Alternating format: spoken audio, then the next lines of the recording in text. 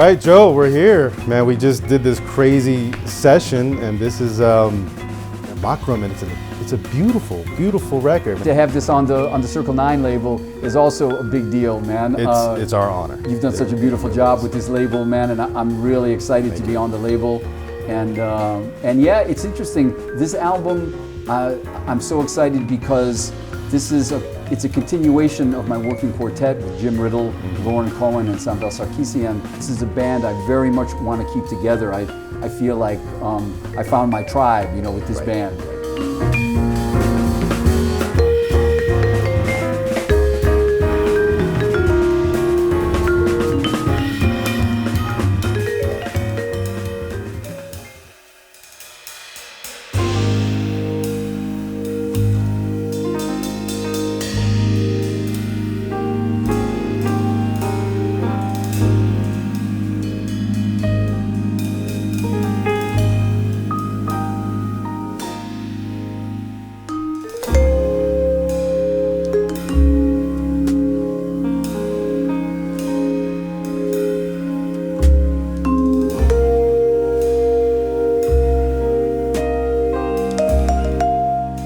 There's a song called Elegy for Us All on the album, and I remember just having a conversation with you on the phone because you're a great arranger, and I just said, man, I could really hear.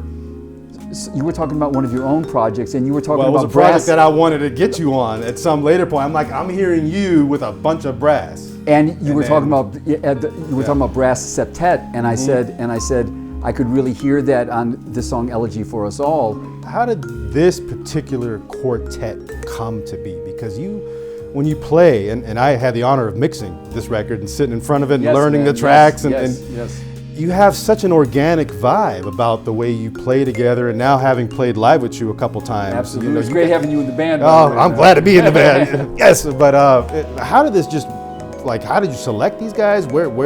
I think I know the story with Samvel, but do you want to touch on that a little bit? Well, I was a fan of Jim Ridl since we first played together. That was on a Tim Horner recording session, and I fell in love with his playing. And I've been a friend and fan of Lorin Cohen, the bassist, for quite some time.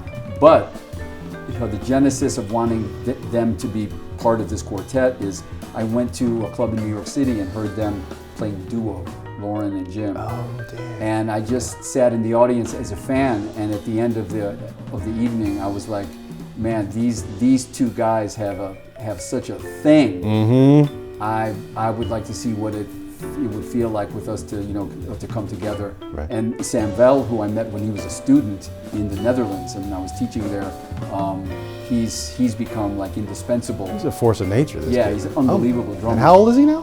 He's 25 now. He was 18 when I met him. There's such a diverse set of tunes here. We've got, Tushkin with Tim Garland on it, but then you guys go to Shifting Moon, which is a train thing. It's a train thing, but then it has like a fusion vibe too, because it's got some serious like rock energy and shifts between like time signatures and stuff like that. But it really is it's a genuflection to the music of John Coltrane, right? And we try to keep that in mind.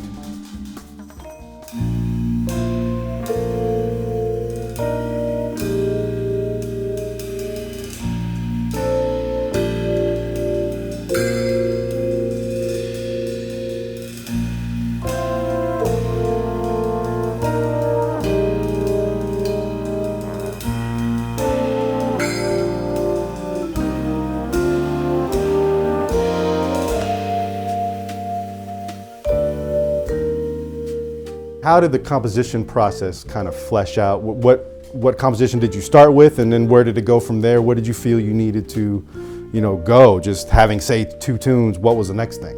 How I always proceed, I wasn't thinking about writing an album. I remember there were different things. One, the song Raise Heaven, it was written in sadness after the death of Roy Hargrove. And I dedicated that to him. I just needed to express my feelings about Roy's passing.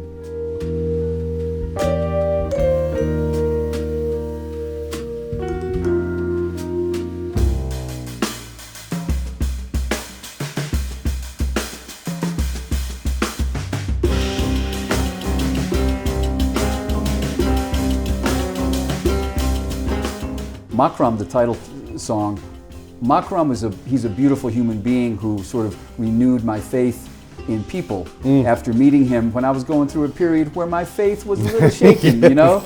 And I was sitting at the piano and I started to write what was really just like a minor blues in 5/4, and I started to realize as I played the melody, I'm writing this for Makram. Sometimes it'll hit you who you're writing for, you know? It's a nice place to be at this point in my life where I feel like, the records that I'm making and the music that I'm playing are fully expressive of who I am.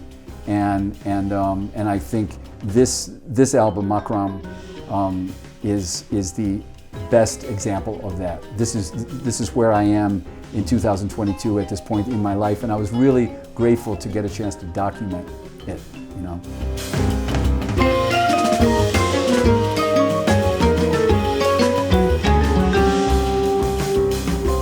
Makram on Circle 9, catching in stores February 17th. You're gonna love it.